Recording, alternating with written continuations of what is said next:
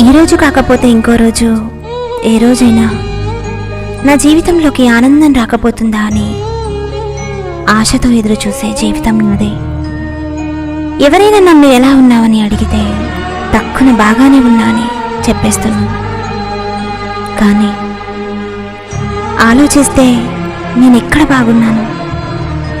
బాధతోనే కదా ఉన్నాను. పైకి ఒకటి చెబుతూ లోపల ఇంకెంతో బాధను అనుభవిస్తున్నా, పైకి నవ్వుతూ లోపల ఎవరికీ తెలియకుండా ఏడుస్తున్నా. నన్ను ద్వేషించే వాళ్ళు చాలామంది ఉన్నారు నాతో, కానీ నన్ను ప్రేమించే వాళ్ళే నాతో ఎవ్వరూ లేరు. నిజం చెప్పాలంటే ఈ జీవితం ఎందుకా అనిపిస్తుంది,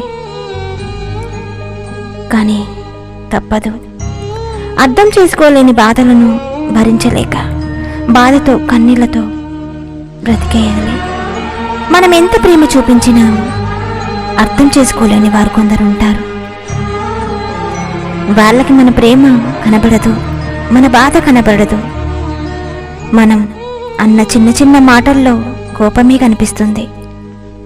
అందుకే చెప్తున్నా, నువ్వు ఎప్పుడూ ఒకరిని ఇష్టపడకు.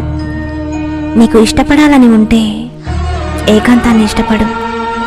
అది నీకు ఒంటరితనాన్ని దూరం చేస్తుంది. కాలంతో స్నేహం చెయ్యి, ప్రతి క్షణం తోడుగా ఉంటుంది. భవిష్యత్తుకు ప్రేమను పంచు, అది నీ జీవిత గమ్యానికి దారి చూపుతుంది. నీ కన్నీళ్లకు ధైర్యం నేర్పు, కష్టం కూడా నీకు దాసోహం అవుతుంది. ఇవన్నీ జరగాలంటే ముందు నువ్వు నీలా ఉండు, నిన్ను నువ్వు ఇష్టపడు.